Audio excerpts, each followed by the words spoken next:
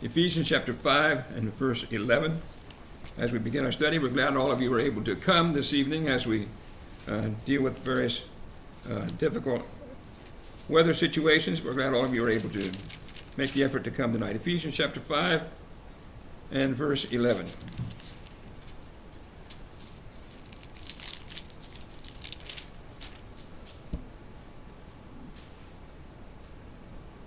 So have no fellowship with the unfruitful works of darkness, but rather expose them. I think as Christians we know that we should not actively commit sin, but sometimes we may think that we're all right as long as we don't actively commit the physical act of a sin, but in fact may be guilty in another way. And that's what we want to talk about this evening, and that is consider ways we might be wrong because of fellowship in error. The word fellowship has to do basically the idea of sharing in a thing. And there are a number of different words that in the Bible are translated from this root concept of fellowship. Sometimes they're translated communion or participation, partaking or being a partner in a thing, being a part of something. And so the idea is it's possible to share in an act even though we're not actually physically participating. So we'll talk about participating, but we'll also talk about other ways we might have fellowship in things that we shouldn't. Now, even though it's primarily a study this evening about fellowship in things that are wrong or bad, we're also going to use at times illustrations of fellowship in things that are good to illustrate the concept and the principles that we're going to be talking about. Now, sometimes there are difficult decisions here, and I don't expect that I'll be able to answer everybody's questions about every specific this evening, but and sometimes it's hard for any of us to make decisions about how far to go and avoiding indirect participation in some practice. Nevertheless, there are some Bible principles that we definitely need to discuss and understand, so that's what we'll try to do this evening. So to begin with, as we consider some aspects of fellowship with darkness, the first thing we want to talk about is participation. Now, obviously, most of us would realize that this would be wrong if we actively participate, but let's study what some things the Bible says about it. If you stay in Ephesians chapter 5, look at verses 6 and 7 with me, please. Ephesians chapter 5, and look at verses 6 and 7 with me, please. It says, "Let no one deceive you with empty words, for because of these things the wrath of God comes upon the sons of disobedience. Therefore, do not be partakers with them." Well, there's the fellowship word, the word partaker. And he's been describing or listing some various sins in the verses above that, aspects of fornication and improper speech and idolatry and so on. So he's saying don't be partakers with them. Don't participate in the activities that he's been describing here. 1 Timothy 5 and verse 22 says, "Do not share in other people's sins. Keep yourself pure." So other people are doing something wrong, don't you participate in it. Don't be a part of it. Or look in 2 Corinthians chapter 6, and here is a section where Paul again and again and again teaches us not to be a part of things that are wrong. 2 Corinthians chapter 6, we'll start in verse 14. 2 Corinthians 6, verse 14. "Do not be unequally yoked together with unbelievers, for what fellowship has righteousness with lawlessness? What communion has light with darkness? What accord has Christ with Belial? What part has a believer with an unbeliever? What agreement has the temple of God with idols? For you are the temple of the living God. As God has said, I will dwell in them and walk among them. I will be their God. They shall be my people." So now after listing all these various words that are related to the concept of fellowship and not being a part of things that are wrong, then he says, "Therefore come out from among them and be separate, says the Lord. Do not touch what is unclean, and I will receive you, and I will be a father to you, and you shall be my sons and daughters, says the Lord Almighty. Therefore, having these promises, beloved, let us cleanse ourselves from all filthiness of the flesh and spirit, perfecting holiness in the fear of God." So, various aspects of fellowship or participation in evil, he says that as Christians we should leave those things alone. Then he tells us to separate ourselves from those things and cleanse ourselves from all those things that he says are not proper. So here we have then the concept, the basic idea. We should not participate in things that are sin. But what would be some applications then? What are some lessons that we can learn? And even if we understand we shouldn't participate in sin, I think there's some important principles. The first thing I want us to talk about is the fact that even if somebody else begins it, even if it's somebody else's idea and they suggest it, still the principle we're talking about means we shouldn't become a part of it. Sometimes people may think that they know that they shouldn't actively participate in it, but they may excuse themselves that, well, it wasn't my idea. He thought of it. It was his idea. They started it. They got me involved in it, so it's really their fault. And we easily excuse ourselves in that way, but the passages we've just studied show that we shouldn't even join in when someone else has started something that's not right. Think with me back to Adam and Eve in the garden in Genesis chapter 3. Adam excused himself on the basis that Eve was the one who gave him the fruit, so he blamed her. Well, Eve said, well, the serpent, he deceived me, he tricked me, so she blamed the serpent. So both of them had the idea that even though they'd done wrong, it wasn't their fault because somebody else had the idea to begin with. Someone else was the one who started it. But God punished both Adam and Eve because they went along with the wrong. Even if the serpent was the one who started it or tempted them, still they were wrong because they participated. So even though someone else may have caused the problem in the first place, the concept we're talking about and studying this evening tells us not to go ahead and participate. Don't be a part of it. Look at Proverbs chapter 1.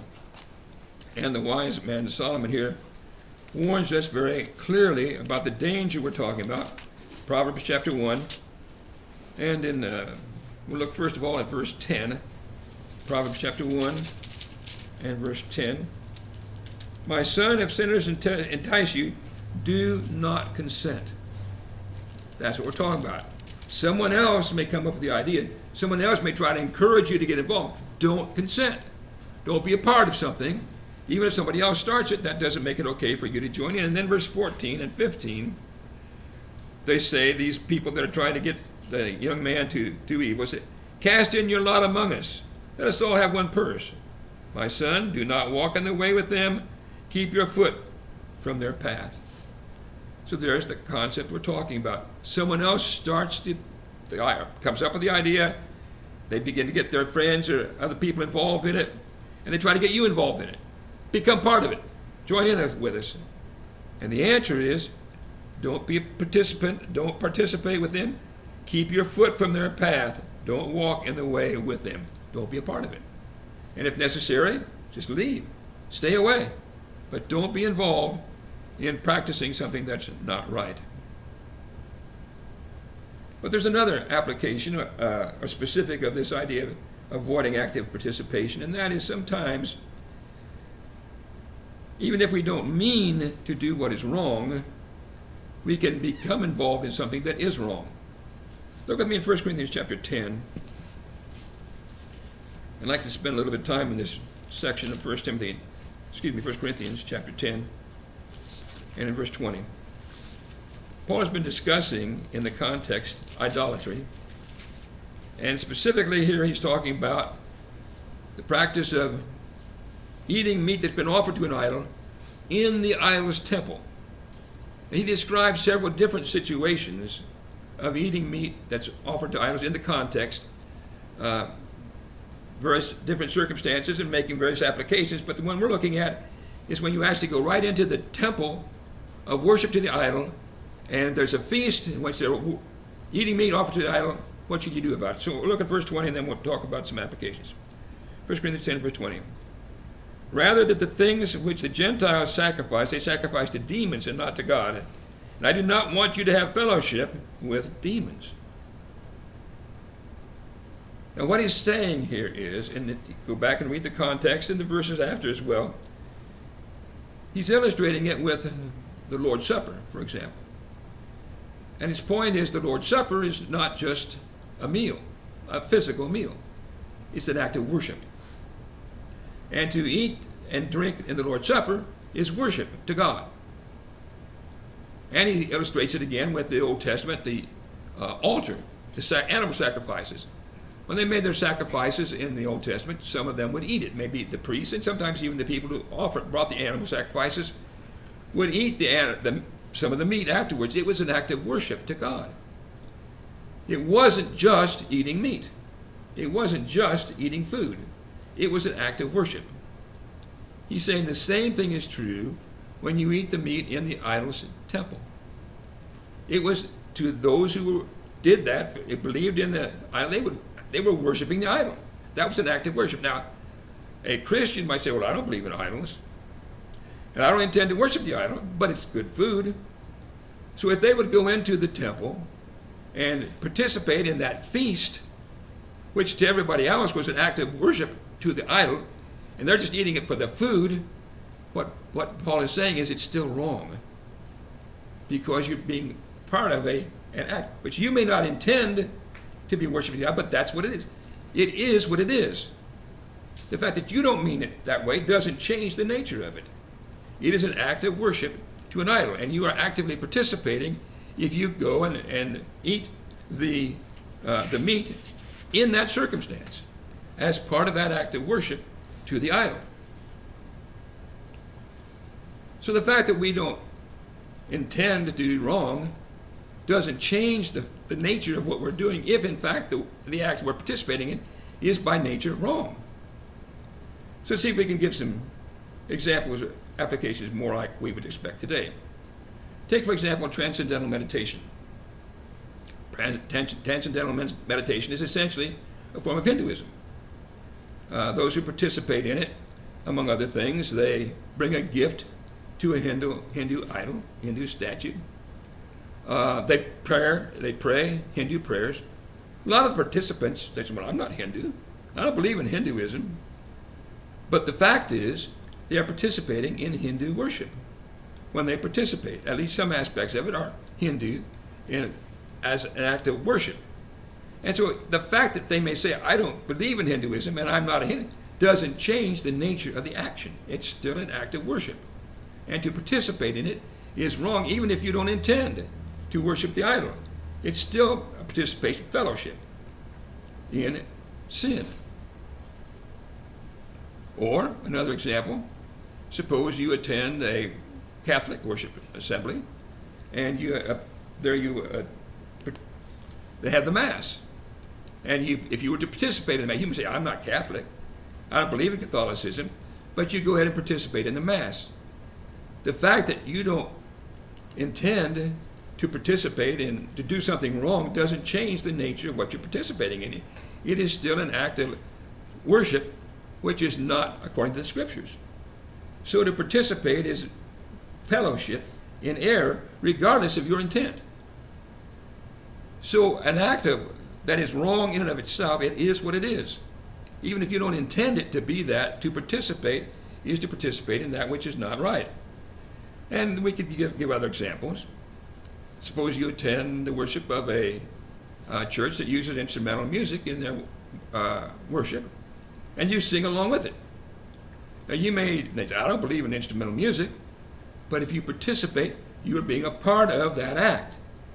And so your fellowship is, despite your intent, the act is wrong, and so therefore to participate is wrong because you're having fellowship in that which is wrong, regardless of your intent.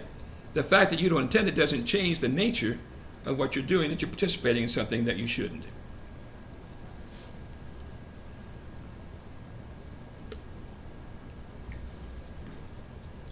Let's look at some other ways then that we may have fellowship with darkness. Sometimes even when we don't actively participate in an activity at all, we may still be having fellowship with error by encouraging other people to do wrong, or tempting them, or influencing them to do wrong. So let's look at some scriptures and some examples here. Look in Psalm chapter 64 and verse 5 with me, please. Psalm 64 and verse 5. Psalm 64 and in verse 5.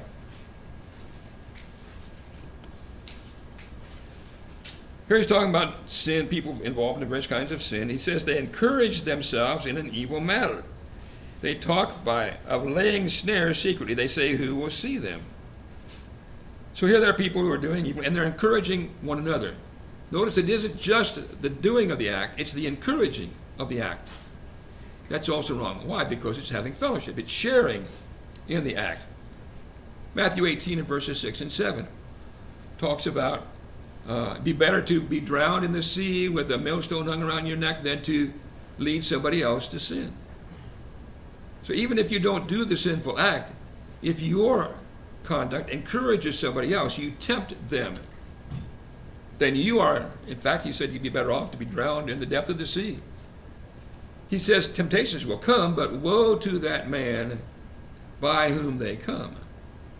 So even tempting somebody else to sin, even if you don't do the sin, tempting somebody else, encouraging, leading somebody else into sin, leads us into error before God. So we're wrong to encourage them. Look in Romans chapter 1 then, and verse 32. Here Paul has listed a whole list of very evil things, but he concludes the list, Romans chapter 1 and verse 32. He says, who, knowing the righteous judgment of God, that those who practice such things are deserving of death, not only do the same, but approve of those who practice them. See the distinction there? He's talking about those who do it, but he also talks about those who approve of the people who do it. Now that idea is translated different ways in different translations. The New King James obviously says who approve of those who practice them. Other translations say consent with them. That's the American Standard. Have pleasure in them, the King James Version says. So the idea is it's wrong not just to do these evil things, he said, but to encourage other people, to approve of the fact that other people are doing those kinds of things. So if we're encouraging somebody else, we may say, well, I didn't do it. He's the one who did it. And yeah, it may be true. But if we encouraged them, if we tempted them, if we in some way led them into that, or encouraged them in doing it, we are still wrong because of fellowship. We're having a share in what they did, and that they did wrong, therefore we are wrong too. So again, some examples. Back to Adam and Eve in Genesis 3. The serpent. The serpent could say, well, I didn't eat the fruit. I didn't do anything wrong. And you see, he didn't eat the fruit. But here we have people in three different situations. On the one hand, you've got Adam who ate, but he didn't encourage anybody else to eat. You've got the serpent on the other extreme. He didn't eat, but he encouraged Eve. Eve did both. She ate and she encouraged Adam. But God said all three of them were wrong, and he punished all three of them. So whether it's active participation or whether it's encouraging somebody else, tempting somebody else, it's all wrong because we're all having a share in a wrong activity. Matthew 27 and verse 19 and the whole context there, we have the circumstance where the Jewish leaders were urging Pilate to crucify Jesus. Now, they didn't crucify him. It was the Romans who crucified him. They finally managed to convince Pilate he didn't want to do it. They convinced him to go ahead and crucify Jesus, and the Romans did it. Where did that leave the Jews? Were they innocent? Who was really responsible? We go with Acts chapter 2 and verse 23.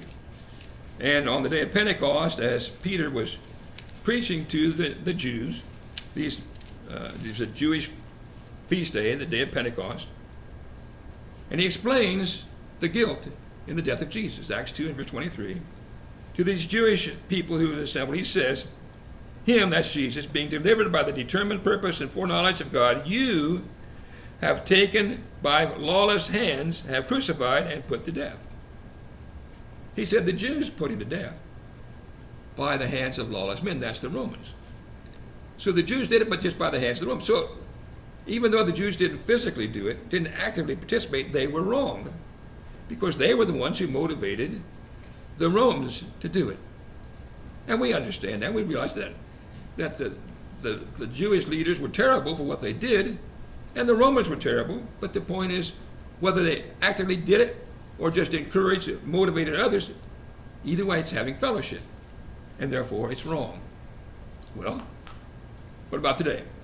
How can we make application today? Well, a lot of times young people get involved in things that they shouldn't and encourage one another in things they shouldn't. Maybe they're in a store and some of them encourage somebody, they dare you to take something, take something off the shelf and put it in their pocket. Well, only one of them may do it, but the ones who encouraged it are having fellowship in the air. They're all wrong, whether they did it physically or encouraged the others to do it. Or maybe some kind of thing where young people encourage one another, they think it's cool or whatever to tell dirty jokes, or drink, or gamble, or watch a dirty movie, or read pornography, or see how far they can go with a girl. It isn't just a physical act that's wrong. If we encourage people to do those kinds of things, we laugh at it, we think it's okay, or whatever, we're having fellowship in the error. And we're wrong too. It's not just the one who physically does it. Now look at 1 Corinthians 8. With me, please. We're back to discussing the subject of eating meats offered to idols in the idol's temple. We talked about it in chapter 10. In chapter 10, he was talking about it. It was wrong because you're actually having fellowship in a wrongful act. That was active participation. But now in chapter 8, it's wrong for a different reason. He's still saying it's wrong to eat in the idol's temple. In that circumstance, to eat the meat would be wrong, but it's a different reason in chapter 8. So let's listen to what he says in chapter 8, verse 9. Beware lest somehow this liberty of yours become a stumbling block to those who are weak. For if anyone sees you who have knowledge eating in an idol's temple, will not the conscience of him who is weak be emboldened to eat those things offered to idols? And because of your knowledge shall the weak brother perish for whom Christ died. But when you thus sin against the brethren and wound their weak conscience, you sin against Christ. Therefore, if food makes my brother stumble, I will never again eat meat, lest I make my brother stumble. So now in this situation, again, the one man may say, well, to me it's just food. I don't believe in that idol. I don't worship that idol. It's just food. Well, chapter 10 said it's wrong because you're having fellowship in an act of worship, which is sinful of itself. But chapter 8, he's given a different reason it's wrong. In chapter 8, a reason it's wrong is because you may encourage somebody else to do it. And when they do it, they may think they're really worshiping the idol, or they may, in their minds, they think it's wrong. So you've encouraged somebody else to do wrong. So it's wrong for two reasons, and both of them are problems of fellowship. In chapter 10, it's active participation in worship, false worship, but in chapter 8, it's the fact that your example encourages somebody else. So even when you don't want anybody to do wrong, it's not your intent to encourage them to do wrong, but if you participate in a situation where you ought to have had the good judgment to know, people are going to think, when they see you doing that, they're going to think you think it's okay what's going on. They're going to think that you approve of it. If you didn't approve of it, you wouldn't be doing it. And so you encourage other people to do something which you really don't even necessarily want them to do in a sinful way. Well, what about situations today?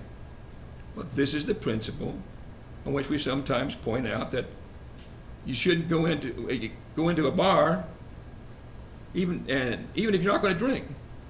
You go there and sit with your friends and they're drinking. What's going to happen? Same thing as in 1 Corinthians 8.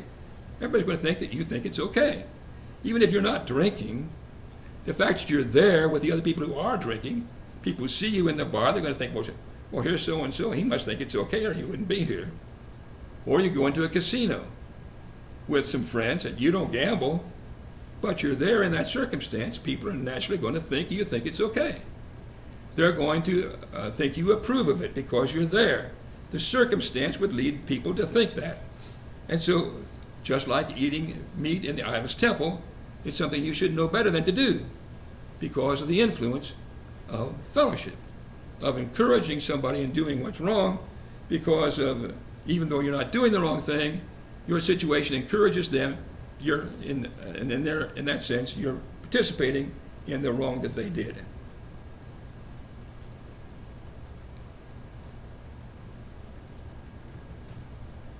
Well, let's look at another way. And these are related. I realize that these are maybe not just completely separate, but another way we may have fellowship with darkness is by financially supporting it. That is, paying somebody else, encouraging somebody else with, or otherwise providing what they need to do it, or assisting them, helping them, cooperating in the things that they do. And again, even if we don't actually actively do the wrong deed, we might have fellowship in it by paying somebody else to do it, providing what they need to do it, or otherwise cooperating and helping them. So let's look at some scriptures together and some examples, discussing some examples. Exodus 17, verses 10 through 12, we have this story when the Israelites were fighting the Amalekites. And if Moses would hold up his hands, the Israelites would start winning the battle. If he put his hands down, then the enemy would start winning the battle. So he tried to keep his hands up, and of course got tired after a while. And so Aaron and Hur held his hands up for him so that the Israelites could win the battle. Now, they were not fighting, none of them were fighting, but by what he was doing, Moses was helping, and Aaron and Hur were helping, having fellowship in what they were doing. Now, that's a good example, you see. We're not saying that was wrong, that was a good example, but in doing this, I'm trying to explain the concept of fellowship. One way of having fellowship is by helping somebody to do something, in this case, helping them to do good. Now, Darrell talked about this at a good bit of length. If you look at 3 John in his study the other evening about Gaius, and we'll discuss that a little bit. Look further at what he said at 3 John verses 5 through 8. Study about Gaius. And in that context, we read this. Beloved, you do faithfully whatever you do for the brethren and the strangers who have borne witness of your love before the church. If you send them forward on their journey in a manner worthy of God, you do well. Because they went forth for his name's sake, taking nothing in the Gentiles, we therefore ought to receive such that we may become fellow workers for the truth. There's our idea. Fellow workers for the truth. So Gaius was, again, this is a good example of fellowship. Fellowship in something good by providing what would help these men as they travel, and as Darrell talked about last week. Their men are traveling to preach the gospel. Gaius was providing what they would need, as they maybe food, maybe a place to stay, encouraging them in doing what's right. That made him a fellow worker. Even if he wasn't doing the preaching, he was a fellow worker because of his active support, fellowship. And then a little further in 3 John, we read of Diotrephes, who's the other way around. He wouldn't fellowship those who came from John. And for that he's rebuked because they were good men. He should have been fellowshipping them. But if you go back to 2 John, as Darrell did last week, this helps us explain an example of bad fellowship, fellowship in error. Once you understand the concept, it helps see what fellowship in error we should avoid. So 2 John verses 9 through 11, whoever transgresses and does not abide in the doctrine of Christ does not have God. He who abides in the doctrine of Christ has both the Father and the Son. If anyone comes to you and does not bring this doctrine, do not receive him into your house, nor greet him, for he who greets him shares in his evil deeds. Now there's our concept, sharing, you see, fellowship. But this time it's evil. This time it's fellowship in error, false teachers. So if you understand what you should do to encourage a true teacher by having fellowship with him, with support and providing what would help him, encourage him in doing his teaching of the truth, that's what you shouldn't do for the false teacher, you see. So when he talks about receiving and greeting, if you understand what chapter 3, what Gaius was doing, what was right, this is what should not be done for a false teacher. You don't encourage him. The receiving is not just a say hi, how are you, but it's an encouragement, participating in a way that encourages what the man is doing or teaching. That's what you should not do for the false teacher. But there are other examples that we could discuss with related to it. The Jewish leaders. we talked about before, Luke chapter 22, for example. In this case, I talked about the fact that they urged Pilate to kill Jesus, but in this case, they paid Judas to betray Jesus. Now, the Jewish leaders, they didn't kill Jesus, they didn't betray Jesus, but we know how terrible they were because of what they did do.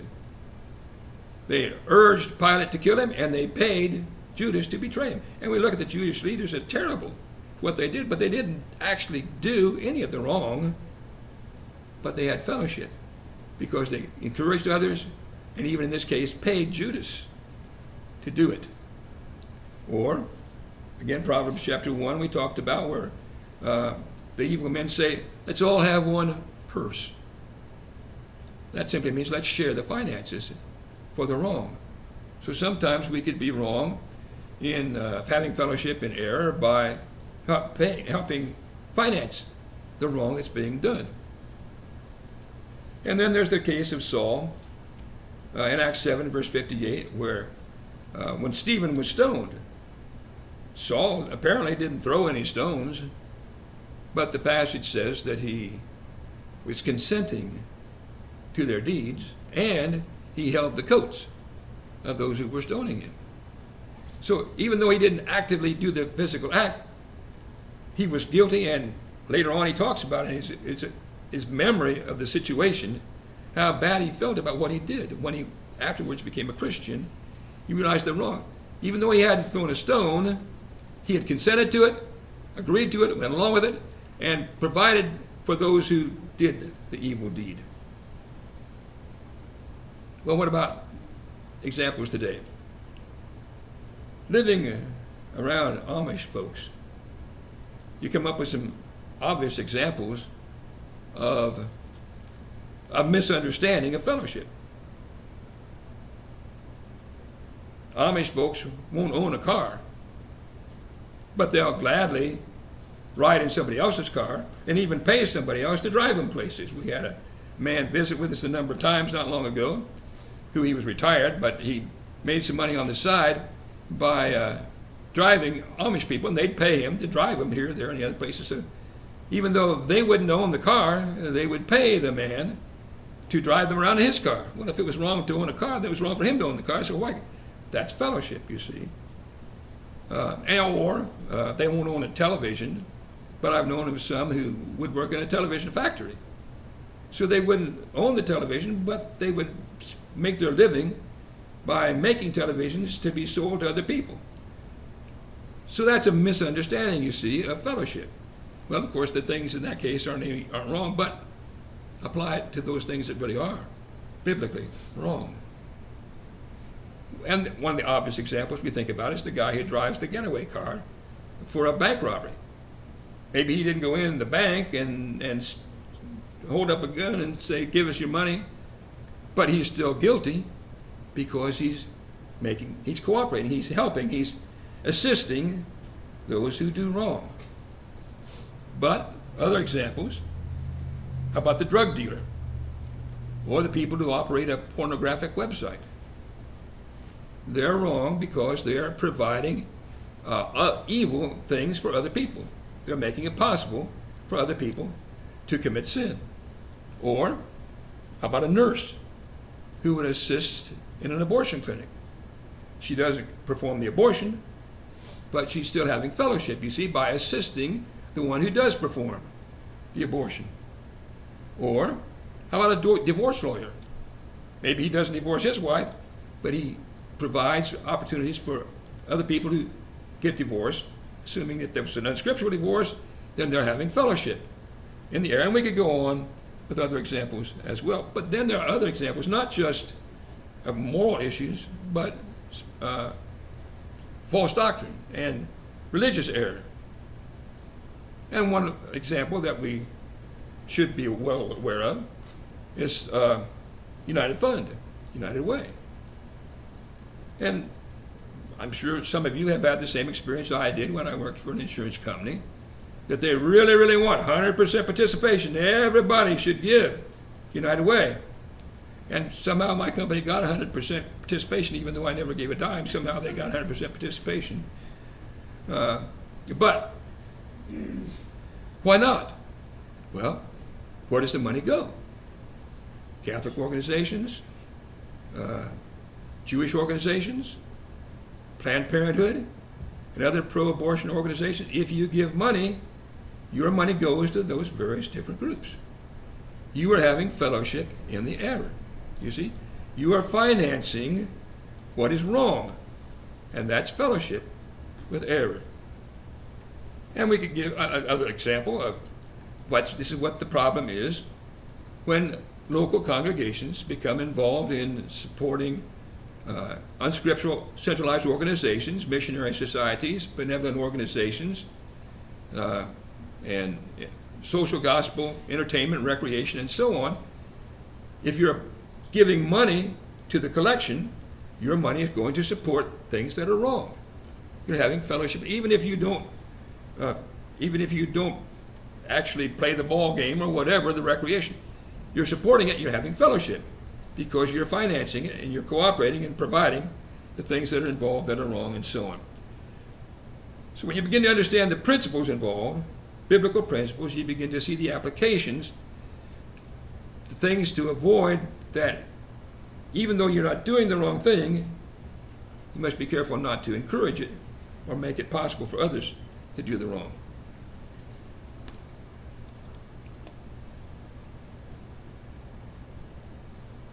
Well, another area. And again, sometimes we may not do a wrong thing, but we may be tempted to justify or encourage or defend, protect those who are doing wrong. Sometimes people are rebuked because they're doing wrong, and maybe it's one of our friends or a family member. We may react by wanting to defend our family member, our loved one, our friend.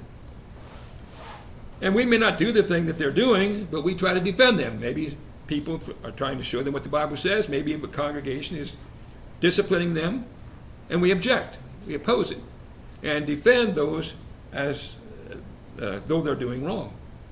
Well, look at what the Bible says about that. Start in Exodus chapter 23 and verse 7 with me, please.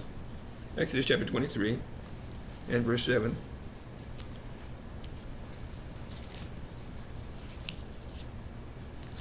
And notice what we're told here about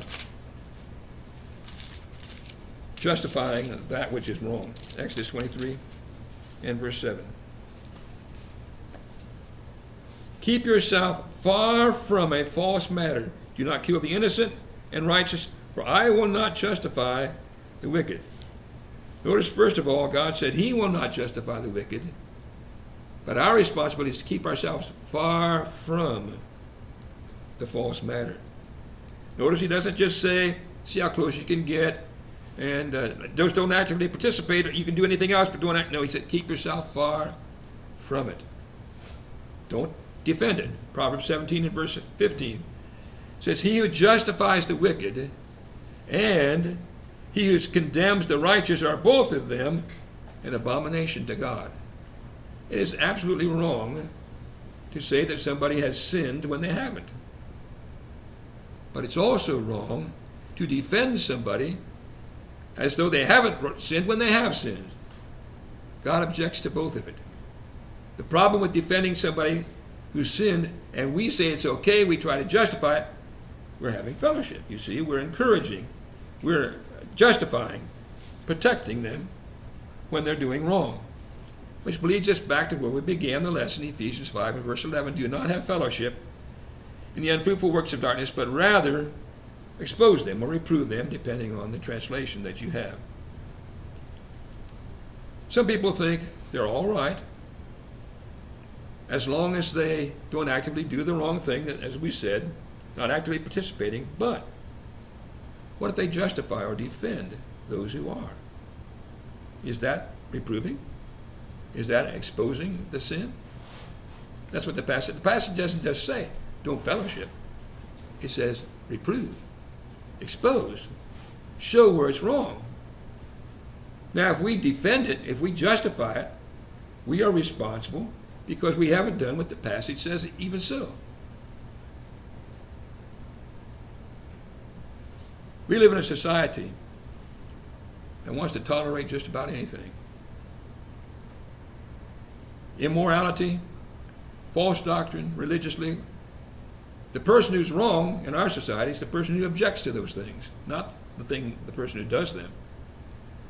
But the biblical approach is that we're wrong if we don't speak out against the error. So look with me in 1 Timothy chapter 6 and verse 3. And here's the problem of the false teacher. The false teacher doesn't want error to be condemned. 1 Timothy chapter 6 and verse 3. If anyone teaches otherwise and does not consent to wholesome words, even the words of our Lord Jesus Christ, and to the doctrine which accords with godliness. So here's this person in the context who's teaching error, and one of the things that's wrong is he doesn't consent to the truth. So if we defend error, if we encourage other people in error, we're having fellowship in error, and that makes us wrong. We have a story in Numbers chapter 16 where Korah and some other men, Dathan and Abiram and some others, wanted to take the leadership that Moses and Aaron had, and they ended up being killed by it. But I want to pay attention to the last part of the chapter. After Korah, Dathan, and Abiram had all been slain for their error, there was a group of people in the nation who objected to the fact that Korah, Dathan, and Abiram were disciplined. Now, these people hadn't committed the original sin, but they defended or opposed the punishment or discipline of those who had committed the sin. God brought a plague upon them, and 14,000 of them died. Now, their error was not that they committed the original sin. Their error was they defended those who did it. They opposed the punishment, the discipline of those who did it. Look at Deuteronomy chapter 13 and verse 8. Deuteronomy chapter 13 and verse 8. And here he's discussing some people who have relatives who do wrong. It's practicing idolatry in the context again, but specifically verse 8, talking about those who encourage other people to do the idolatry. You shall not consent to him or listen to him, nor shall your eye pity him, nor shall you spare him or conceal him. But it goes on and shows how they should participate in the punishment. Not only is it wrong to do the wrong thing, it's wrong to listen and consent and pity him and spare him and conceal him. In other words, if you encourage him, you protect him, you try to hinder those who are rebuking him and trying to get him to do right. So you've got the person who's doing the wrong, but you've got the other people who are defending and justifying and protecting him. They're also wrong because it's fellowship, you see. Joshua chapter 7, you have the story of Achan. And again, the problem was he was a man who did sin, and the people of the nation could not please God until they had disciplined the man who had done wrong. If they didn't do that, they would appear that they had justified what he did, and which is what the problem of church discipline is about today. 1 Corinthians 5, 2 Thessalonians 3. You got the situation where the congregation has someone in it who is in sin. 1 Corinthians 5, they were approving what the man did. It was fornication, and yet they were proud of it. They weren't disciplining him as they should. They were happy about it. And so it was fine. Paul is rebuking them for that because if a church doesn't take a stand against sin, they appear to approve it. If it's known that there's sin in a congregation, if the congregation just doesn't do anything about it, it appears to that person, to other members, and to people outside the church that the congregation thinks it's okay. And the only way to avoid that problem is for the church to take a stand, oppose it, and if necessary, withdraw themselves from that person in sin. No church, no teacher, ever, of course, should rebuke or discipline somebody who has not sinned. But if they have sinned, there's error, those who defend the person in sin, those who fail to take a stand against it, they are also in error because of fellowship. And so we conclude the lesson by going back where we began in Ephesians. Well, there was supposed to be something else there. Ephesians 5 and verse 11. That we should not fellowship error, but rather expose or reprove it. Those are our choices. The middle ground is not acceptable because that's fellowship with error. We either refuse to fellowship and we approve it, or we rather reprove it. And that's what the scriptures teach us to do. Now, I'm not saying, as I close the lesson, I'm not saying that all the answers are easy in situations. Now, I know there are specific situations that sometimes becomes difficult to know how to apply some of these principles, but that doesn't change the principles. The principles are true, and it's our responsibility to make the application in our lives. And I want to conclude with Luke chapter 23, and verse 50 and 51. Luke 23, and verse 50 and 51. And this is the story, or a reference to Joseph of Arimathea, the man who took the body of Jesus and buried it. But Luke 23, and verse 50 and 51. Now behold, there was a man named Joseph, a council member, a good and just man. He had not consented to their decision and deed. He goes on and talks about even Arimathea and so on. He was talking about the fact as a council member, he was a part of the group that condemned Jesus to death. But the passage says he had not consented to their deed, and their decision and their deed. He was a good and a just man. You and I need also to be good and just people.